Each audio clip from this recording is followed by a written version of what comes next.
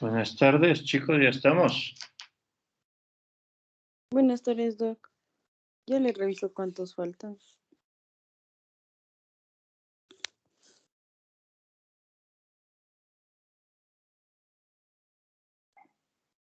Faltan 4 ¿Sí? compañeros, Doc, pero ya les llamo.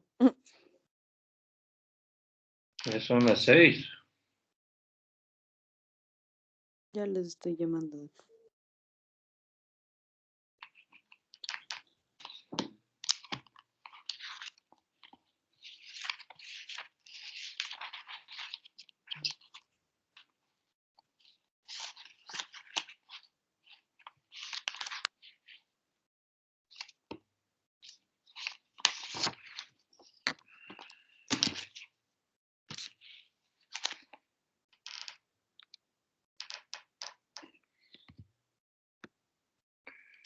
A ver, a los tiempos, veamos cómo están de Emilia Galarza. ¿Ya está o no?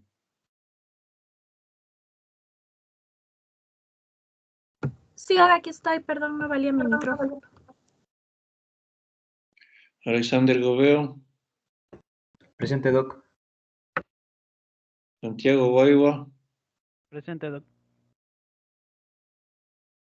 Michael Jahuaco. Presente, doctor. Buenas tardes. Natalia Moreno. Giancarlo Pancho. Presente, Doc. Buenas tardes. Eugenia Pazmiño. Presente, Doc, buenas tardes. Yesenia Santo. Presente, Doc, buenas tardes. Joana Suárez. Presente, doctor, buenas tardes. Ya, entonces vamos a comenzar la clase, ¿no? Bueno, vamos a ver ahora algo que es, diríamos, bastante frecuente en la consulta, que es conveniente que tengamos muy en cuenta como información básica, como un médico general debe manejar esto. No digo al revés y al derecho, pero sí tener la información como para poder brindar consultas de anticoncepción a los pacientes, ¿no? Entonces, vamos a hablar, ¿por qué el título de anticoncepción y planificación familiar? Porque si bien son muy ligados los términos, prácticamente es, si se quiere, etimológicamente hablando es diferente, ¿no? Y clínicamente hablando también la concepción es diferente. Por eso les ponemos así. Fíjense, la anticoncepción, por favor, llamado también regulación de la natalidad, constituye o es aquel proceso médico en el cual hay empleo de medicamentos, dispositivos o de cirugía para prevenir el embarazo, para que no haya embarazo. Existen diferentes tipos de anticoncepción, entre los que están incluidos, podríamos decir, distintos o diferentes métodos anticonceptivos. Tenemos métodos naturales, métodos de barrera, métodos hormonales, métodos mecánicos, entre los que están los dispositivos intrauterinos y los métodos quirúrgicos. Entonces, la anticoncepción, por favor, es aquel proceso mediante el cual se emplean medicamentos, dispositivos, cirugía para prevenir el embarazo. También se la llama regulación de la natalidad. Mientras que la planificación familiar, que usualmente se suele confundir, por así decirlo, ¿sí? Permite a las personas tener es aquel proceso que permite a las personas tener el número de hijos que deseen, están planificando, tener 1, 2, 3, 4, lo que sea, los que deseen, y determinar el intervalo entre los embarazos. Yo planifico mi familia, planifico tener 3 hijos, pero cada hijo por lo menos separado con unos 3 años. Es planificación familiar, para lo cual, por supuesto, se logra planificar la familia mediante el uso o aplicación de los distintos métodos anticonceptivos que también nos sirven para lo que es la anticoncepción, ¿sí? Entonces, pues, vamos a hablar de los métodos, comenzando por los naturales, ¿no? Naturales, aquellos métodos, pues como su palabra lo indica, pues naturales, no se utiliza ningún fármaco, ningún dispositivo, ni nada por el estilo. Entre los cuales vamos a comenzar hablando del coito interrumpido, ¿sí? Su palabra lo dice claro, pues coito interrumpido, actividad sexual interrumpida, principalmente por parte de uno de los actores que sería el varón, ¿no? El varón no llega a eyacular, por lo menos dentro de la vagina en la mujer, pero tenemos tasas de fracasos con este, no es así de realmente seguro, pero es considerado un método natural. Fíjese, 6.7 de cada 100 mujeres al año pueden quedar embarazadas utilizando este método. Esto es lo que se llama el índice de Pearl. El índice de Pearl es el número o porcentaje de embarazos por 100 o por 1000 mujeres, ¿sí?, al año con los distintos métodos. Porcentaje de falla teórico es de 4 por 100 mujeres al año. Porcentaje de falla práctico, ya en la práctica, ¿cómo se diría? Son 19 por 100 mujeres al año, o sea, 19 de cada 100 se pueden embarazar. Este es un método de disponibilidad inmediata, por supuesto, no tiene costo, sin efectos secundarios, y como decíamos, pues uno de los actores es el que más participa, por eso decimos, en este método incrementa la participación del hombre, ¿ya? Hay otro método también que es natural, pero que se lo utiliza más durante la etapa del puerperio. Esto es lo que se llama el método de la amenorrea de lactancia o método de lactancia amenorrea, por eso es el MELA, ¿no? En la cual, pues ustedes ya saben, por efecto de la lactancia, está elevada la prolactina, ¿no es cierto? Y por el aumento de la prolactina elevada tiene un efecto antigonadotrófico, disminuye las pulsaciones o la secreción de las gonadotrofinas, por eso disminuye el LH principalmente, y con lo tanto va a haber inhibición de la maduración folicular y ausencia de la ovulación. La duración de la supresión de estas hormonas por efecto de la lactancia, pues, es variable, ¿sí? El índice de Pearl es de 2 a 3%. Pero ¿cuándo? En los primeros 6 meses posparto. ¿Qué quiere decir? En los primeros 6 meses que se recomienda que haya lactancia exclusiva. Tanto nosotros los ginecólogos como los pediatras recomendamos a la madre que el seno sea la única alimentación de los chicos durante los primeros 6 meses. Y entonces, si es que está dando de lactar, pues la prolactina va a estar elevada. Y esto, entonces, ahí me puede decir, doctor, ¿y puedo cuidarme o no puedo no cuidarme con nada? Podemos decirle, sí, puede no cuidarse, señora, ¿sí? Pero si usted da solo el seno, ¿no? Entonces estaríamos hablando del método de amenorrea y lactancia, pero que también no es tan seguro en estos casos. Dentro de los métodos naturales tenemos pues también la abstinencia periódica o planeación familiar natural mediante lo que se llama el método del ritmo, ¿sí? Esto es apropiado para parejas dispuestas a aprender, a informarse y a aprender bien sobre el ciclo menstrual de la mujer.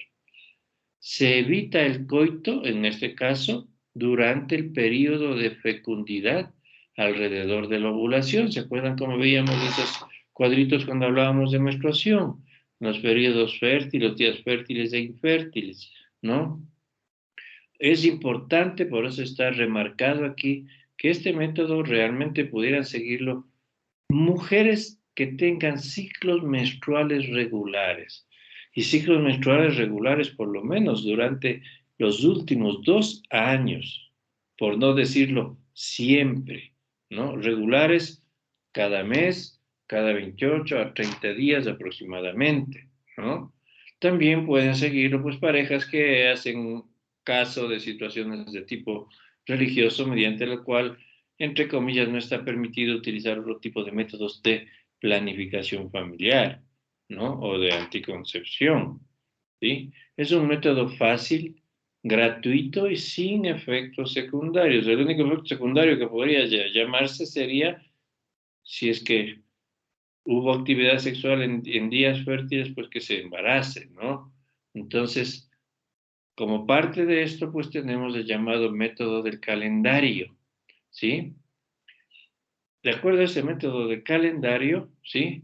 Fíjense que yo les decía, existen unas tablas, unos esferómetros, existen también una especie como de rosario, probablemente ustedes habrán conocido alguna vez un rosario, ¿no? Se utiliza para rezar, pero hay una especie de rosario que tienen 28 a 30 pepitas y con los colores del caso para saber cuándo es día fértil y días infértiles. Entonces, fíjense, el primer día del periodo fértil, ¿cómo se lo calcula? Restando 18 al número de días del ciclo más corto en 6 a 12 meses, ¿sí? De observación, ¿qué quiere decir? Observamos 6 a 12 meses, ¿sí?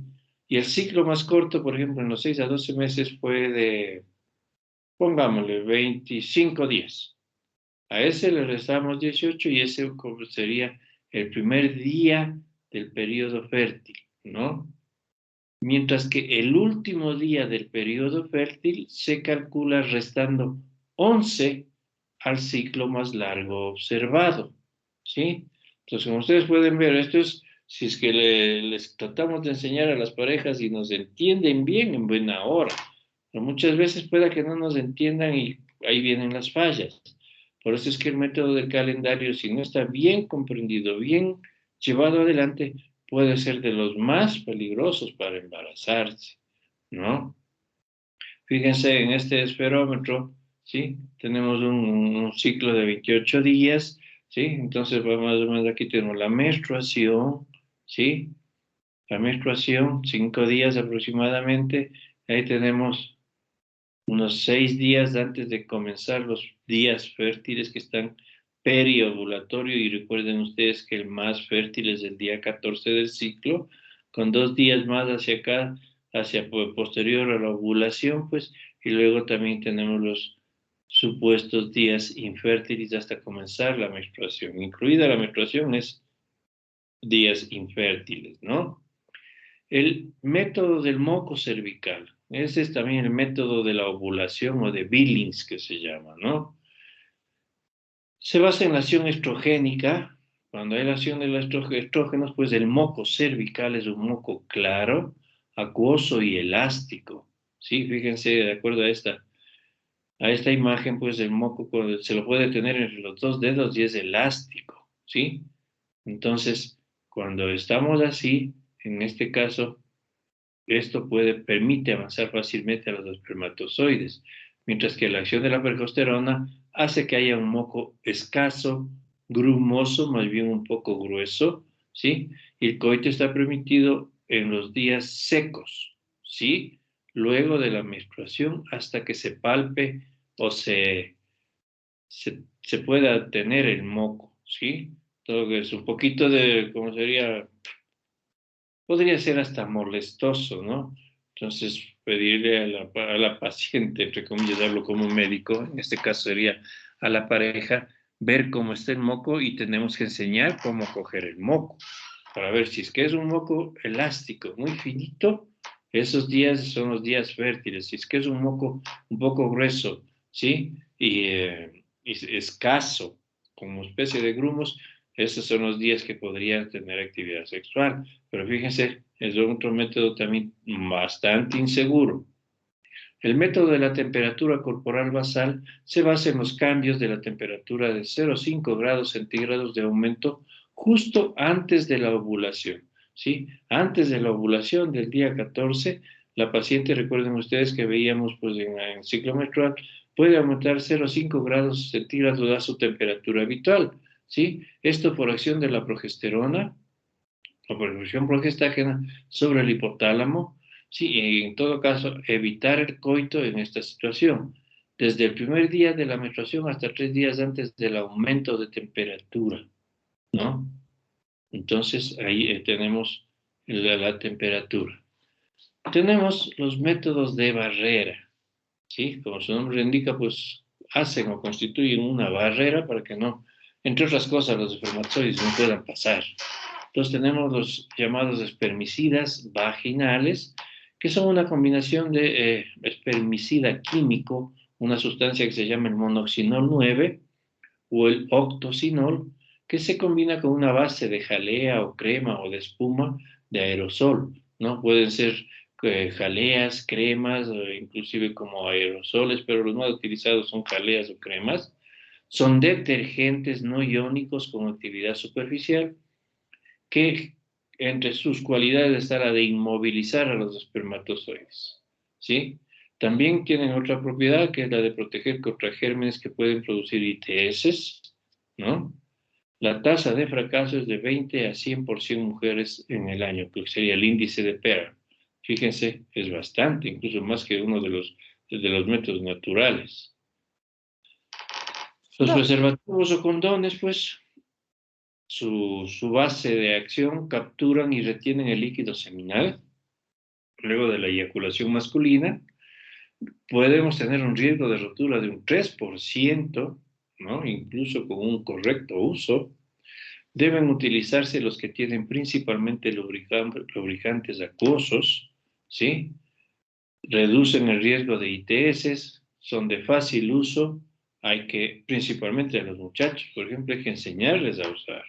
Para eso hay unas maquetas para las cuales se les puede enseñar a los muchachos y a las chicas, por supuesto, ¿no? Es de fácil uso, barato y, entre otras sus propiedades, tienen la de prolongar el coito, por lo que no hay contacto, como se dice, piel a piel. Podemos tener preservativos o condones masculinos y condones femeninos, ¿no? Entre los métodos de barrera también tenemos los diafragmas, ¿sí? Casi es el mismo principio que el condón femenino, ¿sí? Sino que el material difiere. Es un resorte circular cubierto con un caucho de látex, resorte circular cubierto con un caucho de látex, ¿sí? Se indica pues colocar varias horas antes del coito de manera que separe el cervix, los fondos de saco vaginal, del resto de la vagina y el pene. El médico lo debe colocar al inicio, o sea, para enseñar e instruir sobre su uso posterior. Generalmente esto hay que indicarles a la mujer, ella es la que aprende a ponerse, ¿no? Protege también contra ITS y el índice de PER es de 6 a 18 mujeres, ¿sí? Que pueden embarazarse en un año. Ahí tenemos Yo algo, una pregunta. ¿sí? Con ¿Sí? respecto al diafragma, como dijo, obviamente va a aplicarlo el médico, pero ¿tiene algún tiempo para su uso o cómo sería? Es para el uso, digamos, del momento. Depende, a veces hay otros que son un material un poquito más resistente que puede estar colocado inclusive hasta 48 horas, ¿sí? Fíjense, por ejemplo, es como el capuchón cervical, por eso les decía, 48 horas antes puede estar y puede dejarse hasta 5 días de capuchón cervical, pero el diafragma no más allá de 48. O sea, uno se le enseña, la paciente va sintiendo. Háganse la idea, no sé, no creo que tenga una imagen de esas, de una paciente de pie, ¿sí? Con su pierna sobre una silla, sobre puede ser sobre lo que se pone los pies, ¿no? Y ella misma se puede introducir dentro de su vagina con sus dedos, empujándolo hacia adentro hasta dejarlo puesto prácticamente dentro del cervix, o sea, recubriendo el cervix, ¿sí? Entonces, el capuchón cervical, como les digo, fíjense, es casi lo mismo, pero tiene otro tipo de configuración, ¿no? Es mucho más pequeño que el diafragma, no contiene resorte, ¿sí? Cubre solo el cuello, el diafragma cubre el cuello y los fondos de saco. Esto se recomienda usarlo con un espermicida. Se lo puede dejar 5 días porque se queda como una especie de taponado el cuello, ¿sí? Entonces, por los 5 días podría quedarse, aunque se sugiere solo 48 horas, como decíamos con el diafragma. Pero si el diafragma mejor se lo usa no más allá de 24 horas, mucho mejor todavía, ¿sí? También tenemos otros que se llaman la esponja anticonceptiva, que es un disco de poliuretano, ¿sí? Este es yo estoy indicando, este es lo que es el capuchón, ¿sí? Y se introduce en la vagina también la esponja 24 horas antes del coito. Fíjense lo que yo les decía, con el capuchón y o con el diafragma, pues, ¿no? Con espermicida es más como para, en otras palabras, para que resbale, ¿sí?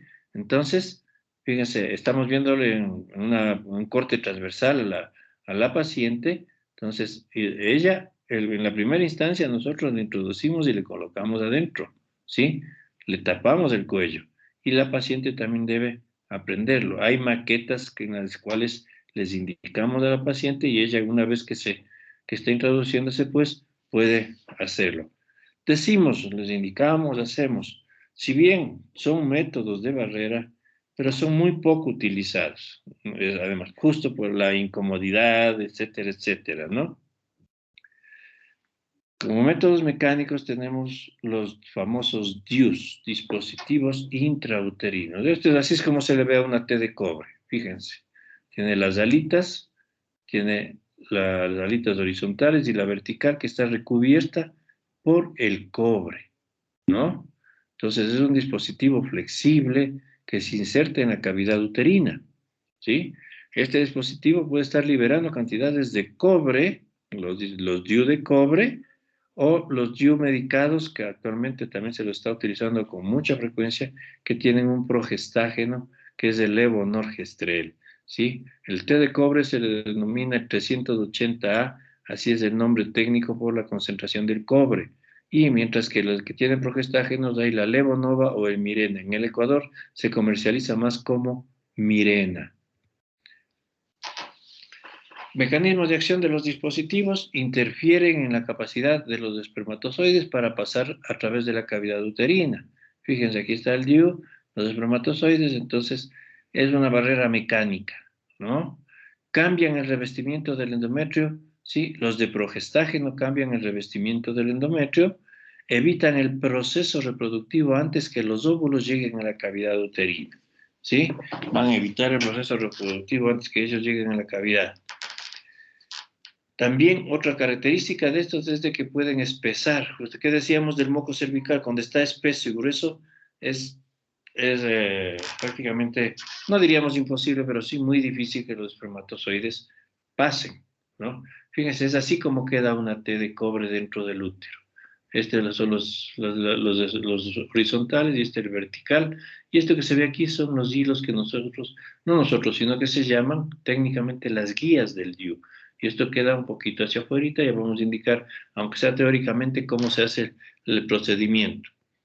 Producen una espuma biológica también en cavidad uterina formada por bandas de fibrina, células fagocíticas y enzimas proteolíticas, ¿sí? Las cuales van a estimular formación de prostaglandinas y esto puede causar una inflamación en el endometrio, pero no es una inflamación dolorosa, ¿no? Y lo hace inhóspito para los espermatozoides, ¿ok?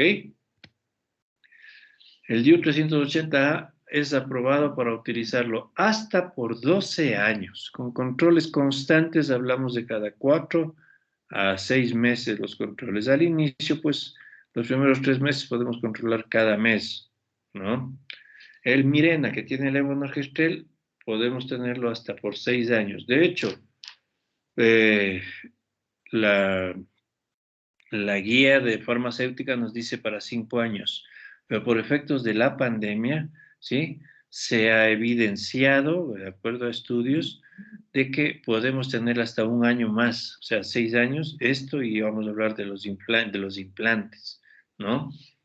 Efectos adversos, pues, dismenorrea. Cuando hay la menstruación puede provocar dismenorrea, hemorragia un poco más, no profusa, pero si es que una mujer, por ejemplo, tenía, digan ustedes, 60 mililitros de sangrado, puede tener 80, que todavía es normal, o un poco más, hasta 100, pero eso es por causa del dispositivo, ¿sí? Pudiera provocar infección principalmente, ¿sí? Si es que la mujer pues, ha estado en contacto con personas que pudieron transmitir algún tipo de infección, o por higiene mala, también puede haber infección en una paciente que está puesta a dispositivo, ¿sí? En la colocación podría llegar a perforarse el útero, ¿sí? Puede haber embarazos en una tasa muy baja, pero puede haber embarazos con dispositivos con T, ¿sí? Y si es que hay embarazo, en algunas ocasiones puede causarse un aborto, ¿sí? Hay embarazos que han llegado a término con el dispositivo colocado todavía. El dispositivo generalmente se queda hacia arriba o se impregna en la placenta. Muy pocas veces ha salido impregnado en el feto, ¿sí? Entonces, el aborto puede llegar a ser séptico, ¿sí? Embarazo ectópico está con interrogación porque no está totalmente comprobado que realmente el dispositivo pueda provocar embarazo ectópico. Puede ser otras las causas para el embarazo ectópico que justo coincidieron cuando la paciente estuvo puesta el dispositivo, ¿sí? Contraindicaciones generales, por supuesto, embarazo, anormalidades uterinas, hemorragias anormales, ¿sí? Cervicitis, vaginitis. Una cosa, los dispositivos nunca ponerlos con una paciente que tiene leucorrea, ¿no? Entonces tenemos que primero tratar las leucorreas para poner, porque si colocamos con leucorrea estaríamos introduciendo los gérmenes hacia adentro del útero y probablemente llegar hasta provocar una enfermedad pélvica inflamatoria. Por supuesto, contraindicado en pacientes que tienen promiscuidad por el riesgo principalmente de infecciones, ¿no? Contraindicaciones específicas, alergia al cobre, la enfermedad de Wilson, no sé si ustedes se acuerden un poquito, aunque probablemente el próximo ciclo que tienen en pediatría lo revisen más. La enfermedad de Wilson es por situaciones relacionadas con el metabolismo del cobre, ¿no? Entonces, pues si tiene alergia al cobre o tiene una enfermedad de Wilson conocida, no vamos a estar poniendo más cobre todavía, ¿no? Hipersensibilidad al progestágeno en los medicados, cáncer mamario, ¿sí? Antecedentes de embarazo ectópico, como dijimos. No está comprobadísimo que produzca un embarazo ectópico, pero si tiene un antecedente es preferible no colocarlo al DIU por la posibilidad no cierta, comprobadísima, de que pudiera también provocar otro ectópico, ¿no? El cáncer mamario un poquito relacionado con el progestágeno. Inserción del DIU. Fíjense, aquí tenemos una maquetita, ¿no? Aquí tenemos un útero, aquí tenemos las trompas y los ovarios. A propósito de esto, ya quedamos en que el viernes vamos a tener un taller visual sobre inserción de dispositivos, principalmente en Mirena, y la inserción y extracción de los implantes, ¿no? Ya quedamos para el viernes a las 5:30, no se olviden, por favor. Yo les paso el link, señorita Valle, para que les comunique a todos. El link es una reunión por Zoom, ¿no? El viernes a las 5:30. Listo. Entonces, ¿sí? ¿Me decía algo? No, sí, Doc, entonces yo les paso a mis compañeros el viernes el link. Ya, ok. Entonces, por supuesto, como en todo acto médico, tenemos que tener una historia clínica, un examen físico, exámenes de laboratorio, ¿sí? Descartar infecciones genitales o de no tratarlas, ¿sí? Una ecografía endovaginal importante, digamos, necesario, sí, indispensable, no, ¿sí? Pero si podemos tener todo esto, pues en buena hora. Preferible aplicar con menstruación. ¿Cuál creen que será ustedes la causa de aplicar con menstruación? Preferible, digo, ¿no? ¿Qué me dice Joana? ¿Por qué piensa que si decimos aplicar un dispositivo preferible con menstruación?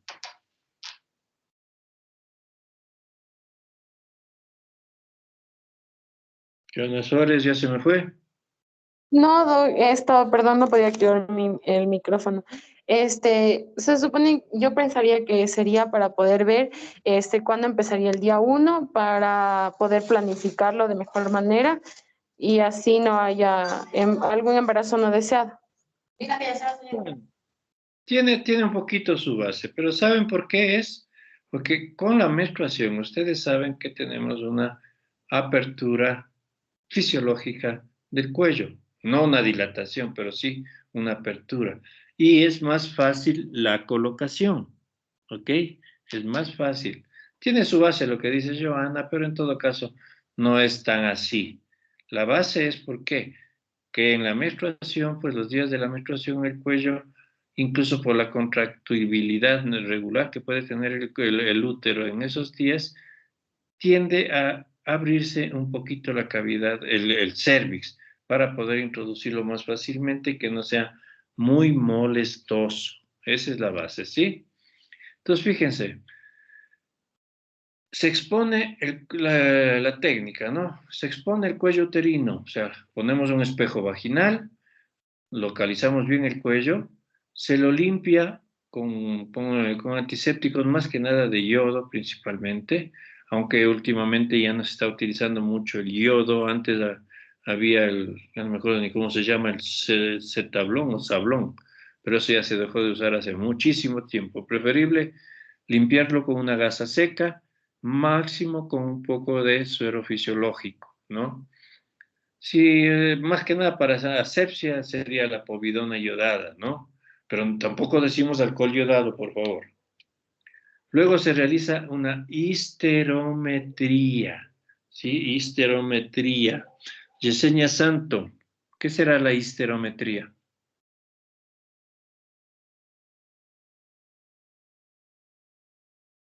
Tampoco puede abrir el micrófono, Yesenia.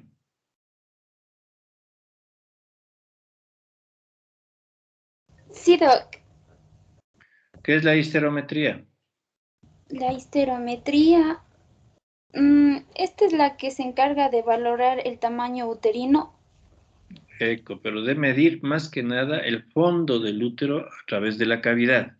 Histerometría, se hace con un histerómetro, ¿ok? Que necesitamos saber cuánto tenemos desde el cuello hasta el fondo del útero. Entonces, esa es la histerometría para medir en centímetros la cavidad uterina utilizando un histerómetro, ¿no?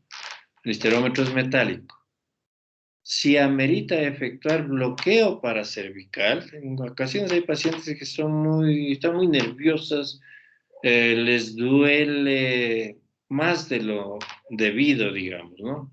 Por supuesto que es molestoso, entre comillas, y probablemente doloroso, a pesar de que el cuello no tiene una gran cantidad de inervación sensitiva, el cuello cervical.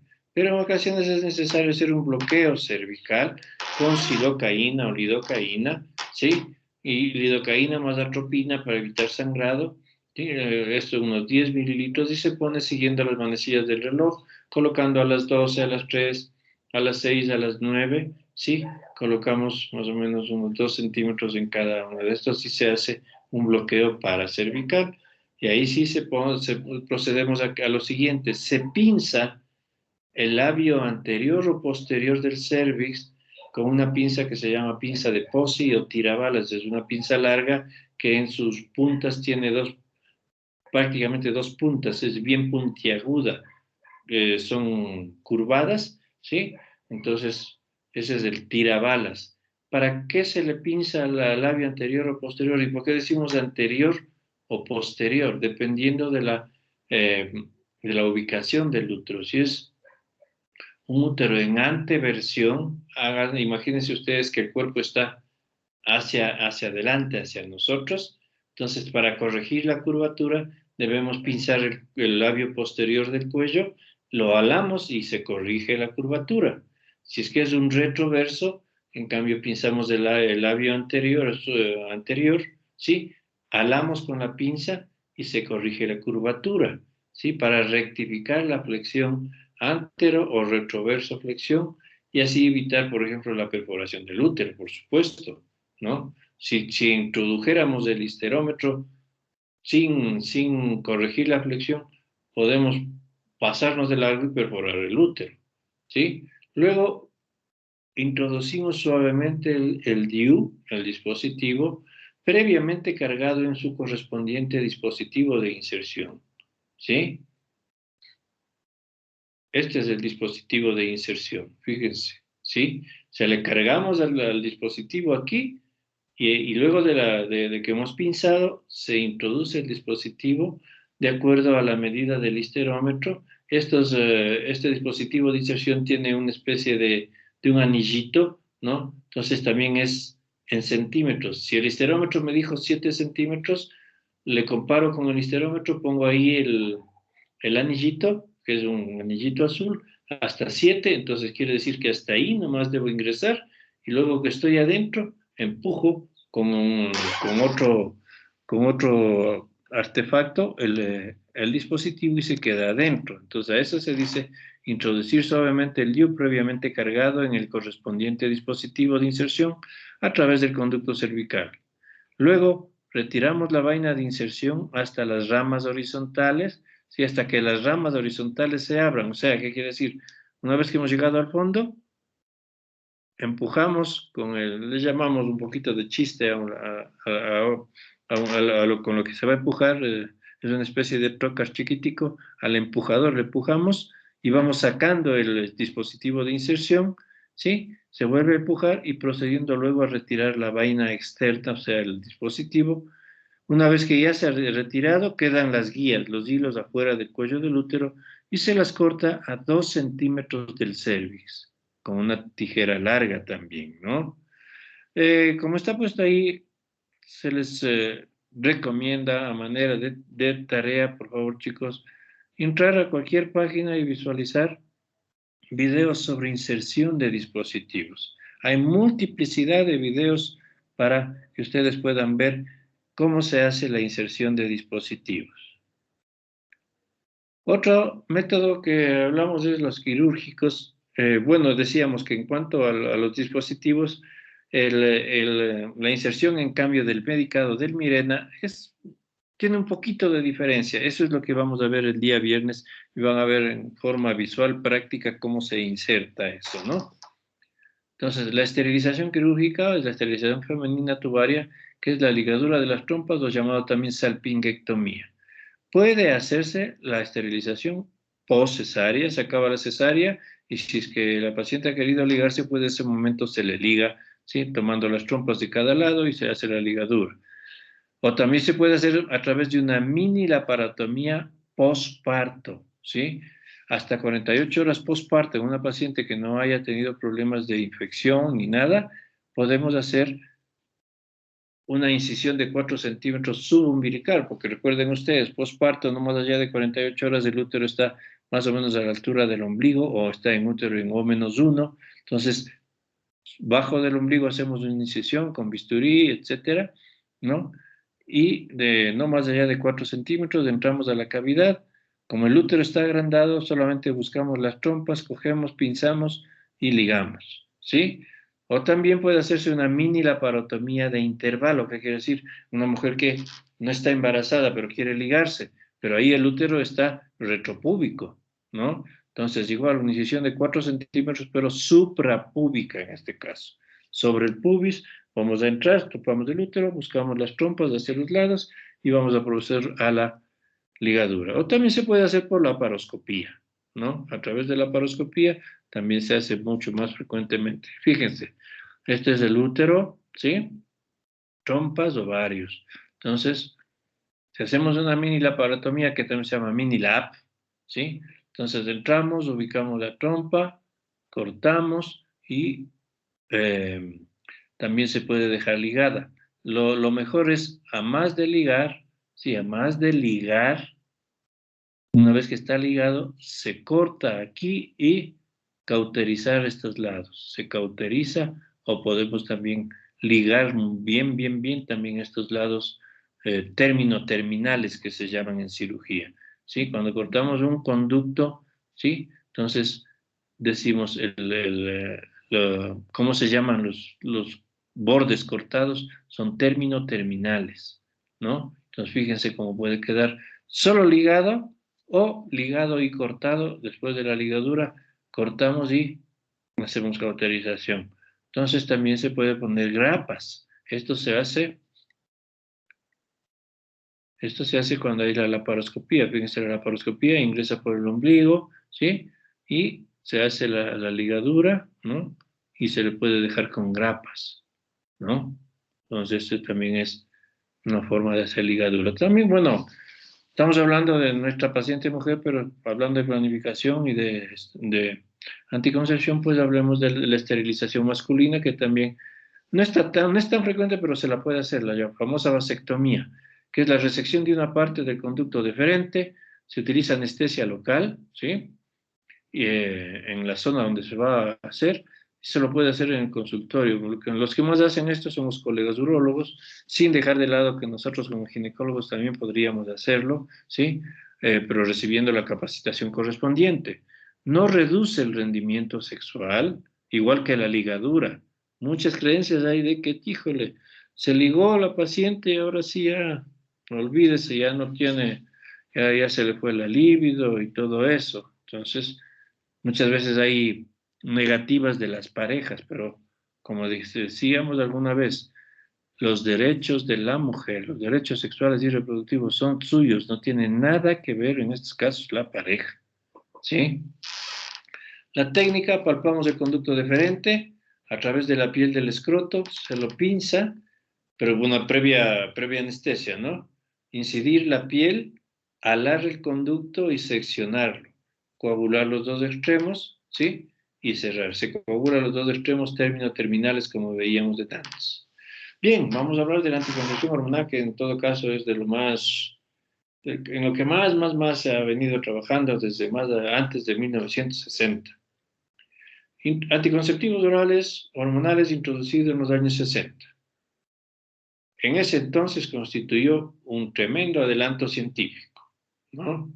El objetivo inicial, pues, constituía ser un medicamento o un fármaco prácticamente anovulatorio que inhiba las ovulaciones, dando un beneficio importante en el control de la natalidad. La anticoncepción hormonal es un método de planificación y o anticoncepción basado en la función de retroalimentación entre hipófisis y ovarios al tomar las hormonas que se utilizan.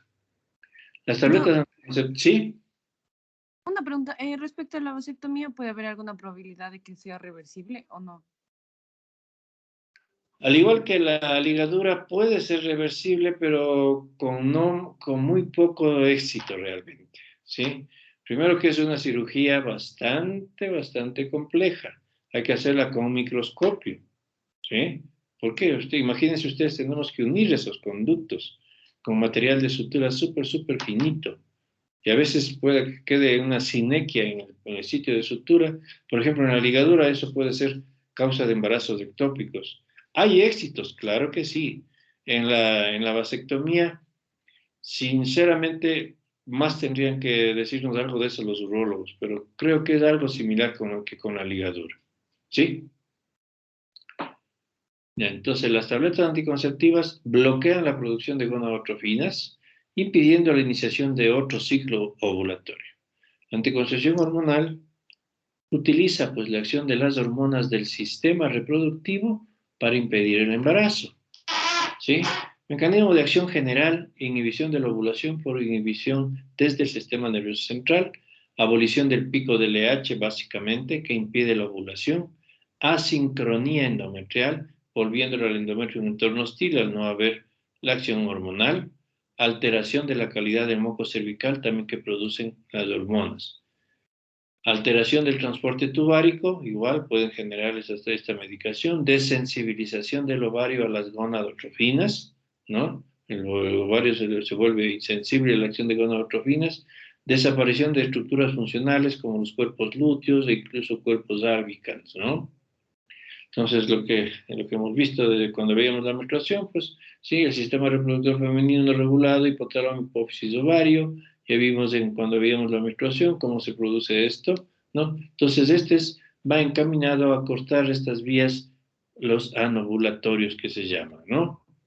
Las imágenes que conocemos relacionadas con la menstruación, FSH, LH, el pico de LH, básicamente lo que se corta es el pico de LH, aunque también disminuye la secreción de FSH, y no va a haber la secreción de progesterona para que se produzca el cuerpo lúteo y luego el cuerpo albicans. En definitiva, no hay la ovulación básicamente, ¿sí? Estos métodos hormonales son métodos secuenciales, se asocian un gestágeno los últimos días del ciclo, sí, aunque esto está en desuso, ¿sí? Los combinados de estrógenos más progestágenos son los más utilizados, ¿sí? ¿Qué quería decir con lo de arriba? Que eran secuenciales. A ver, primero se daba estrógenos y luego gestágenos. A eso se denomina secuencial. pero los combinados tienen estrógeno más gestágeno y se les da durante los días del ciclo. Estos métodos poseen acción central inhibitoria intensa con valores bajos de FSH, LH, estradiol y progesterona. También tenemos preparados inyectables hormonales, ¿no? Tenemos los combinados mensuales, que generalmente los que más utilizamos son derivados, pues, ¿no?, de estrógenos y progestágenos, la noretisterona, que es un derivado progestágeno, y el etinilestradiol. Esto en el mercado se le encuentra como la mesigina o el topacel. Son inyectables mensuales para vía intramuscular, inhiben también el crecimiento folicular y la ovulación, tienen una alta eficacia y un buen control del ciclo, ¿sí? O sea, pueden ser reguladores del ciclo, no solo los inyectables, sino también los orales. Hay preparados de solo gestágenos intramusculares, y el preparado es la medroxiprogesterona, conocido en nuestro medio como Depo-Provera, ¿no? Este, en cambio, es para cada 3 meses. Las concentraciones es para durar 3 meses, ¿sí? También tenemos, pues, como solo de progestágenos o gestágenos, los famosos implantes subdérmicos y los DIU medicanos. Los subdérmicos tenemos etonorgestrel o levonorgestrel, derivado de progesterona, ¿sí? Y el dispositivo medicado, ya lo dijimos, tiene levonorgestrel. También tenemos las mini píldoras, que son dosis bajas de gestágenos sintéticos que contienen levonorgestrel, ¿sí? Ya vamos a hablar un poquito, pero estos últimos, 3 últimos, ¿no?, los implantes, los dispositivos de progesterona y las mini píldoras son los que más podemos utilizar, principalmente en época de lactancia, ¿sí? Farmacología, pues, de la anticoncepción de los estrógenos. Hay una alta potencia para inhibir el conjunto de GnRH, para que no estimulen gonadotrofinas. Es absorbido en el tracto gastrointestinal, sufriendo metabolismo en la mucosa intestinal y en el hígado. El etinilestradiol sufre el proceso de circulación enterohepática. Esto va a determinar niveles suficientes durante más de 24 horas. ¿Por dónde se excretan los estrógenos? Por heces y orina, y en sangre circulan unidos a la albúmina en un 97%. Los progestágenos, que también se los denominan nuevos gestágenos, ¿sí? Entonces tenemos el desogestrel, el norgestimato, el gestodeno, ¿sí? Son esteroides con potencia progestacional. Estos derivados escapan casi por completo a la acción de la circulación enterohepática y se acumulan en variada medida, principalmente en el tejido graso, estos progestágenos, ¿no? La acción sobre diferentes órganos y tejidos de la anticoncepción hormonal en general. Pueden, mientras se está tomando, por supuesto, hipertrofia de ovario, en útero, hipertrofia de endometrio y sus glándulas, en el cuello uterino, hipertrofia de la mucosa cervical, aumento de la viscosidad del moco y descenso marcado de la filancia y cristalización del moco, ¿no?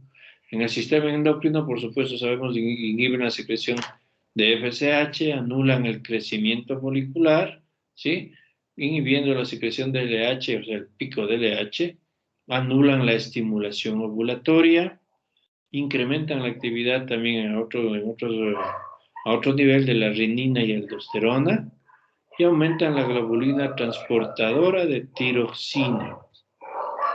En sangre podemos tener un aumento de los factores de la coagulación 1, 7, 8, 9 y 10, ¿sí? Pero no es un aumento exagerado, sino que se ha visto aumentos, disminución de la antitrombina 3, ligero incremento del hierro y la transferrina, ¿sí?, y deficiencia de ácido fólico cuando hay uso prolongado. Efectos sobre el metabolismo: puede haber disminución de la tolerancia a la glucosa, ligera disminución de la trigliceridemia, de las lipoproteínas de alta densidad y aumento de las LDL, que no está bien comprobado. Por eso se habla un poquito de que tal vez pudieran ser factores aterogénicos, pero no está comprobado en relación más que nada a la disminución de las proteínas de alta densidad y aumento de las LDL, que espero que se acuerden qué hacen las HDL y qué hacen las LDL, ¿no es cierto? ¿Sí? Y también pueden provocar una leve retención de agua y sodio. Sobre el sistema cardiovascular, moderado incremento del gasto cardíaco, leve incremento de la tensión arterial. Por eso hay que tener mucho cuidado si hay una persona hipertensa y vamos a darle anticonceptivos, ¿no? Entonces tenemos que tener controlada la presión arterial. Disminución de la dosis de estrógenos, por ejemplo, en la píldora, o la disminución de la dosis. Antes eran, cuando los primeros salieron, eran dosis altas de estrógenos, ¿no? Pero al pasar de los tiempos, ahora tenemos los anticonceptivos que se llaman de cuarta generación, que son dosis muy bajas, ¿no? Y esto parece demostrar, pues, descenso del riesgo relativo de padecer trastornos cardiovasculares e infartos, ¿ok? Por eso les digo, quizás esto de incremento de la presión y todo era son con dosis elevadas, como eran antes los anticonceptivos. Hablemos de menos del 80, ¿no? De 1980. Después ya se fueron mejorando las dosis y todo. Ahora tenemos, ya les digo, los de cuarta generación, que son con dosis muy, muy, muy bajas, pero con efecto anticonceptivo excelente. Interacciones medicamentosas. Tenemos que podemos tener alteraciones provocadas a niveles de la absorción del fármaco, ¿sí? Con el uso concomitante de antibióticos, la aparición de diarrea. Por ejemplo, si esta persona va a tomar antibióticos y toma anticonceptivo, pues tenemos que buscar que el antibiótico lo tome a otras horas, por lo menos 1 hora de diferencia con el anticonceptivo, ¿no? También la aparición de diarrea puede, si es que hay diarrea, podría disminuir la biodisponibilidad del anticonceptivo. Entonces hay que tomar, en estos casos podemos tomar medidas anticonceptivas adicionales, como puede ser uso de preservativo, por ejemplo, ¿sí? La administración de los barbitúricos y anticonvulsivantes podrían alterar la eficacia también anticonceptiva por inducción de enzimas hepáticas, incrementando el metabolismo de los esteroides, o sea, se metaboliza más rápidamente. El tabaco, el cigarrillo y anticonceptivos, pues en mujeres que fuman en forma importante y toman anticonceptivos simultáneamente, se ha visto que cuando estas mujeres se embarazan, pueden llegar a tener un riesgo 13 veces superior de tener una descendencia, un hijo o hija con malformaciones congénitas. Estoy explicándome bien. Pacientes que han tomado anticonceptivos y que son fumadoras de vicio, hablemos de cajetilla diaria, que si hay mujeres o más. Si esas mujeres dejan de tomar anticonceptivos y se embarazan, podríamos tener el riesgo de hasta 13 veces superior de tener un hijo con malformaciones congénitas. Podemos también tener efectos beneficiosos de los anticonceptivos, sí, ¿no? Por ejemplo, disminuir el riesgo de que aparezcan quistes ováricos en un 50%, inclusive los utilizamos algunos de ellos con dosificaciones especiales para el tratamiento de la poliquistosis ovárica, ¿no? Hay un anticonceptivo que tiene el nombre comercial del Diane. El Diane, por ejemplo, lo utilizamos muchos en pacientes que tienen poliquistosis ovárica.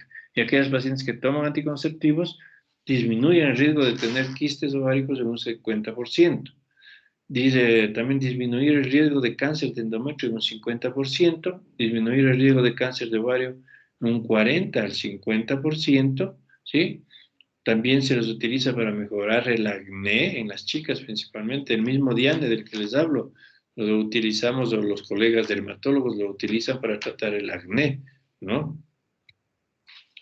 En cuanto a otros efectos beneficiosos, el volumen menstrual, regulan el ciclo menstrual y disminuyen el volumen de pérdida entre un 60 a 80%. Recuerden que cuando hablábamos del tratamiento básico y general de las alteraciones de los sangrados, entre otras cosas decíamos que se puede utilizar anticonceptivos orales, ¿sí? Entonces estos se encargan de disminuir el sangrado y de regular los ciclos, pero dependiendo de la causa, por supuesto.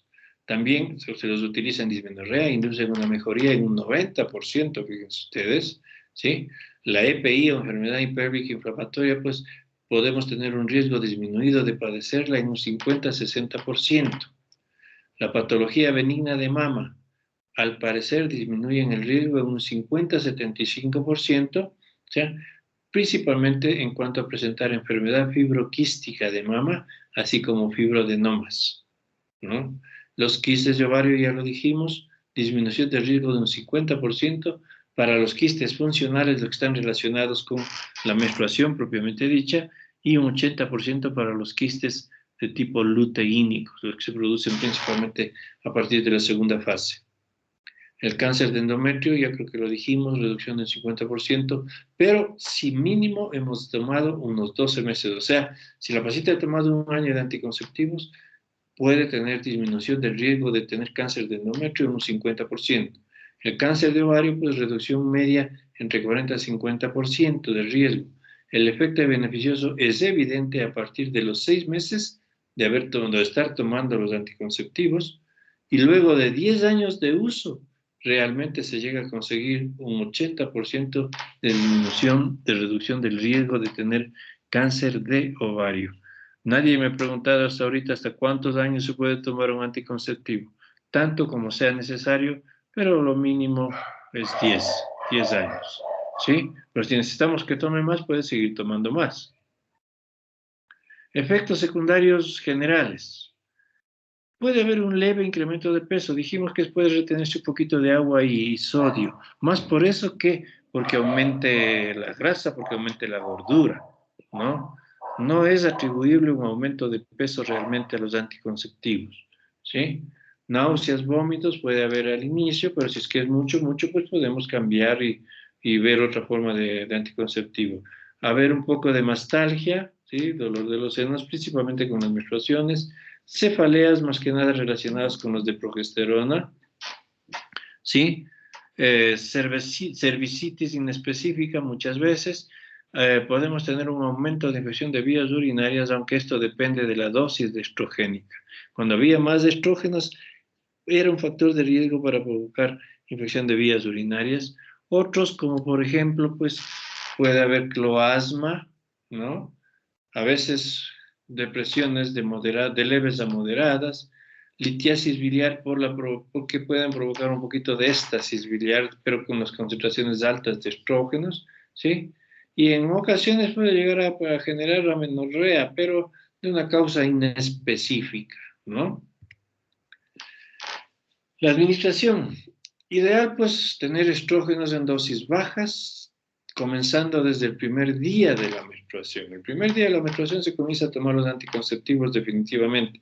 Es preferible, creo que la otra vez ya conversé con ustedes, hay los blisters que tienen 28 tabletas, 21 tabletas son hormonas y 7 tabletas son placebos, son de otro color. Entonces se le entrega a la paciente para que comience a tomar desde el primer día y justo acabe el día 28.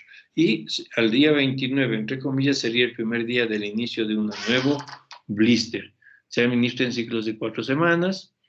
En mujeres jóvenes, sanas, sin riesgo, pues tenemos que hacer un control anual, exámenes, etcétera. En el posparto, ojo, el estrógeno como tal disminuye la cantidad y calidad de leche materna. Por eso es que no se puede dar en el posparto inmediato. Para el posparto inmediato podemos utilizar los progestágenos que no influyen en la lactancia, en la calidad ni el volumen de la leche. Y por eso es que si queremos dar combinados, podemos administrar luego de los 6 meses posparto en que la lactancia ya va disminuyendo, ¿no? Pero si está la paciente tomando progestágenos, podemos seguir de largo con los progestágenos, vía oral, vía implante o vía intrauterina. Contraindicaciones absolutas de las hormonales, ¿sí? Tromboembolismo venoso, antecedentes de accidente cerebrovascular, antecedentes de infarto agudo de miocardio, enfermedad hepática aguda o crónica. En estos casos, pues tenemos otras opciones, ¿no? Principalmente los dispositivos. Contraindicaciones absolutas, cáncer de hígado, antecedentes de cáncer de mama o procesos neoformativos de mama.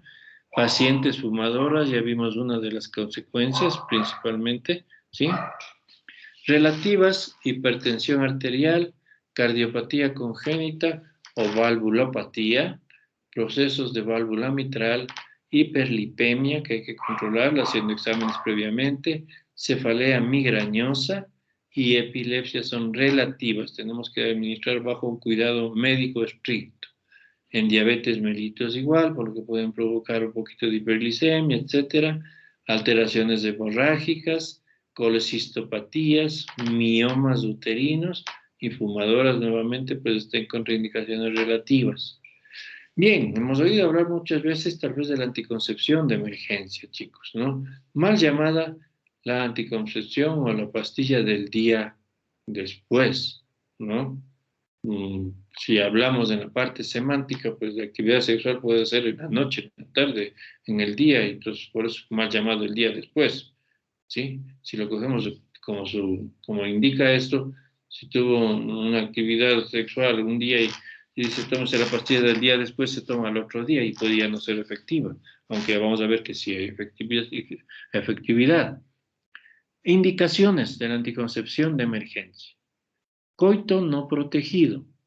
Olvido del método habitual. Puede haber estado tomando anticonceptivos y se olvidó 1 o 2 días, tuvo actividad sexual, se puede utilizar anticoncepción de emergencia. Casos de violación, abuso sexual, relaciones bajo influencia de alcohol y drogas, incesto, deficiencias mentales, pacientes discapacitadas, ¿sí? ¿Qué es lo que utilizamos?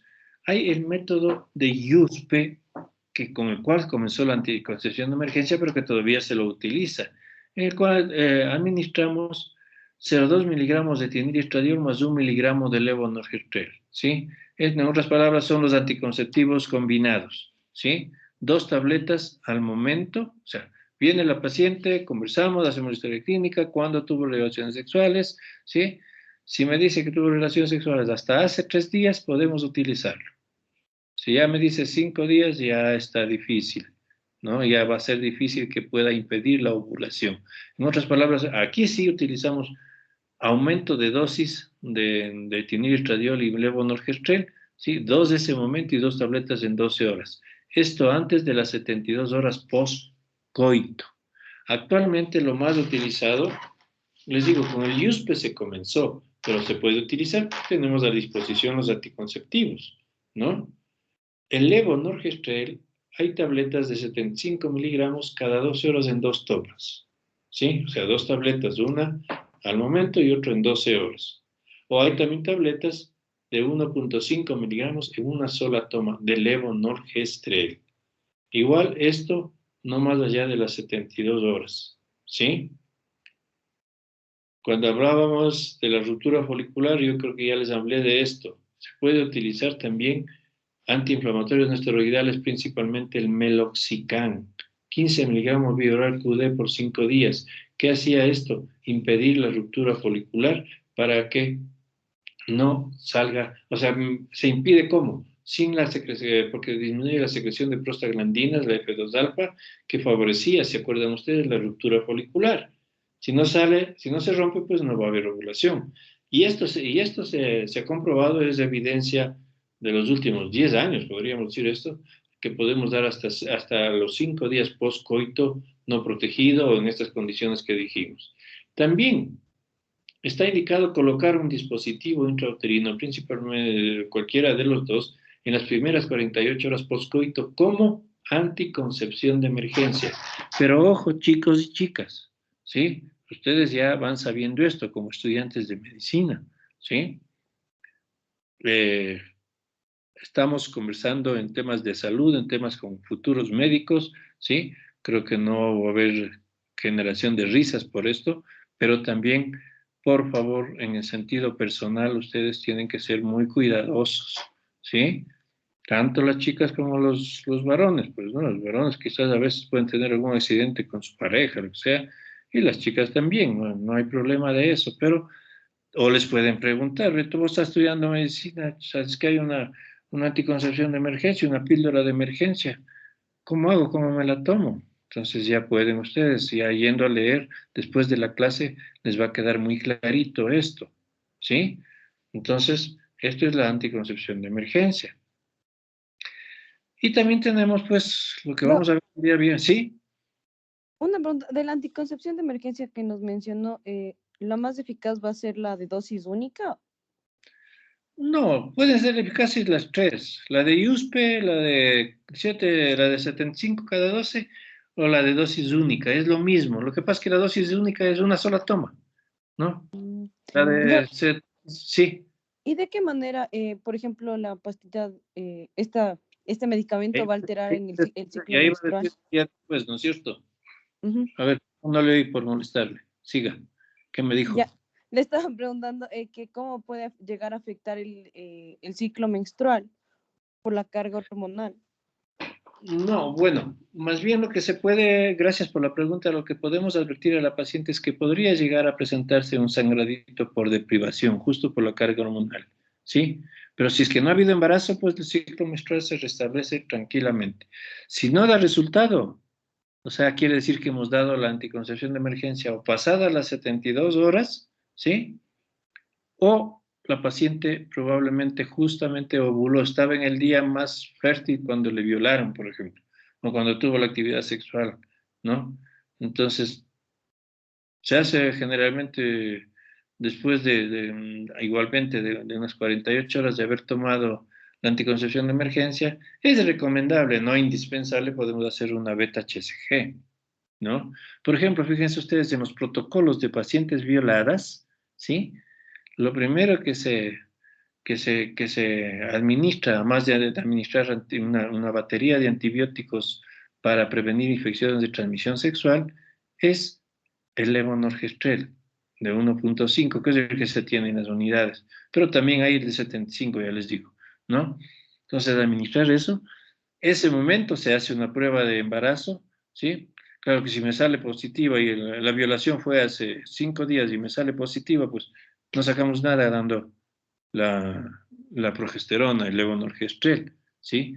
Otra cosa que es importante que sepan, por favor, esto no es abortivo, ¿sí? Si es que la persona estuvo embarazada, o sea, ha estado ya fertilizada, la progesterona, ¿qué hace? ¿Se acuerdan ustedes en el ciclo menstrual? Más bien va a favorecer el embarazo, va a estimular que vaya bien ese embarazo inicialmente. Entonces eso no va a ser abortivo, ¿sí? Si un embrión, ¿sí? Un cigoto ya está implantado, no le pasa nada si es que hemos dado la progesterona como método anticonceptivo de emergencia. Así que, por favor, también pueden preguntarles a ustedes, pero ¿y eso no me hace abortar? No, eso no causa aborto y la evidencia científica lo comprueba fehacientemente, por favor, chicos. ¿Sí? Si una persona ya estuvo embarazada, pues ya no le hace nada, nada más y puede favorecerle un poquito el inicio del embarazo y punto. De ahí no pasa nada más de eso. ¿Sí? Un poquito hablar teóricamente lo que ya dijimos antes, los LARC, métodos anticonceptivos de larga, temporales de larga evolución se llaman estos. Entre estos tenemos los implantes subdérmicos, ¿sí? Que son de etonorgestrel, 68 miligramos, este dura 3 años, ¿sí? Y los que tienen levonorgestrel, que son de 75 miligramos, que dura 5 años. Igual, el de 3 años hasta se lo puede tener por 4 años y el de 5 años hasta por 6 años, ¿sí? Entonces esto, la colocación la vamos a ver el día viernes, cómo se coloca, etcétera. Quizás los efectos secundarios de los progestágenos, en este caso de los implantes, ¿no? Pues son poco porcentaje cefaleas, ¿sí? Más se puede presentar procesos relacionados con amenorreas combinadas con sangrados tipo sputting. Sputting son los goteos, sí creo que les hemos dicho antes, o a veces pues, como les decimos de las pacientes, usted tiene que estar pendiente de que probablemente no va a tener regla durante un largo tiempo al colocarle el implante. Eso es normal que pase con el implante, no quiere decir que está haciéndole daño. No me enfermo, saben decir. Ya les dije que tenemos que enseñar a los pacientes que eso no es enfermedad, ¿no? Entonces, y también tenemos que decirles, pero durante el tiempo que usted no va a tener regla, es probable que se presenten unos sangraditos, ahí sí como reglas irregulares. Unos días sí, otros días no. Un mes sí, 2, 3, 4 meses no. Puede suceder por la variación que puede haber dentro del asunto de la acción de los progestágenos, ¿no? Y además los progestágenos podemos utilizarlos en el posparto inmediato, o sea, tan temprano como al siguiente día, aunque el inmediato es 24 horas, ¿se acuerdan ustedes? Entonces la paciente, lo ideal es que la paciente ya salga con un método luego de haber dado a luz. Y lo que más podemos utilizar son los implantes con la asesoría adecuada, por supuesto, ¿sí? También ya se me pasó con los dispositivos estos, podemos utilizarles transcesárea, o sea, sale la placenta con el útero abierto y podemos colocar un dispositivo. Podemos utilizar posparto tan temprano como a los 10 minutos de haber que se haya producido el alumbramiento, los dispositivos. Pero hay dispositivos especiales como el útero todavía está un poquito grande con la cavidad y todo eso, con pinzas de más de 30 centímetros, se llaman las pinzas de Forrester, ¿no? Cogemos, le colocamos el dispositivo dentro de la cavidad y hay unos que son con guías mucho más largas justamente para que quede fuera del cervix y poderlas visualizar. Probablemente ustedes van a decir, híjole, pero si mientras está con los bloqueos podría haber expulsión. Sí, pero se ha comprobado mediante algunos estudios, especialmente trabajando en países de Asia y África, que no hay más allá de un 4% de expulsión con una técnica correcta y adecuada para colocar los dispositivos postparto inmediato, ¿no? O si no colocamos inmediatamente el dispositivo, se lo puede colocar hasta 48 horas después, bueno, sea en el puerperio inmediato ya, pero no más allá de 48 horas. Si es que no hemos colocado y la paciente quiere colocarse un dispositivo, ahí sí tenemos que esperar que regresione totalmente el útero a su tamaño normal. Esto es por lo menos mes y medio después de haber dado a luz para poder colocar un dispositivo intrauterino. ¿Ok? Y como les decía, los implantes sí podemos colocarlos tan temprano como el primer día después de que la paciente ha dado a luz, por cesárea o por parto. ¿Sí? Como conclusiones de lo que hemos visto, pues siempre, por favor, historia clínica bien elaborada, exámenes de laboratorio, los básicos, desde pruebas de coagulación, biometría, química sanguínea, ¿cómo se llama? Valores de lípidos, ¿sí? Un eco endovaginal, de ser necesario, ecos mamarios y o mamografías, ¿no? Y por supuesto tenemos que dar una información completa y veraz sobre todos los métodos, o sea, tenemos que ponerla a escoger, ¿no? De acuerdo a lo que la paciente desee y de acuerdo a sus condiciones físicas, médicas y de salud. Porque también hay, bueno, la OPS tiene, por ejemplo, unas listas de acuerdo a las condiciones que la paciente tenga para escoger el método, ¿no? Entonces, tenemos que tener muy en cuenta esto y con esto creo que es lo que hemos terminado nuestro capítulo de planificación familiar y anticoncepción. Y no sé si hay alguna otra pregunta, chicos. Doc, yo tengo una duda, pero no es del tema de planificación. Lo que pasa es que mi hermana está haciendo prácticas por acá por un centro de Salasaca y me cuenta que tengo una paciente embarazada de 26 semanas con oxiuros que se encontraban en vulva, o sea, era exageradamente. En ese caso, se puede dar albendazol. ¿Cuál es el tratamiento? A ver, para la oxiriasis. Mebendazol, albendazol. Sí, cualquiera de los dos. Se los puede utilizar sin ningún problema a las dosis adecuadas en el embarazo. Ah, ¿Sí? ya, doc. Gracias. ¿Algo más? Si no, por favor, ¿saben qué? Una cosa, les pediría, revisen, como les dije, véanse un par de videitos sobre los dispositivos, revisen, lean sobre el dispositivo de levonorgestrel, sobre los implantes, y para que puedan hacer las preguntas que deseen el día viernes, ¿sí? Entonces van a ver ya cómo se pone, cómo se utiliza y todo eso, ¿ok? Y yo le paso a la compañera, la señorita Valle, el link que me pase a mí de donde van a darnos el taller. Entonces, y nos conectamos a las 5:30 en punto, ¿ok? ¿Listo, chicos? Nada más por hoy. Nos vemos. Gracias, Doc. Gracias, Doc. Gracias, doc. Chao. Gracias, Doc.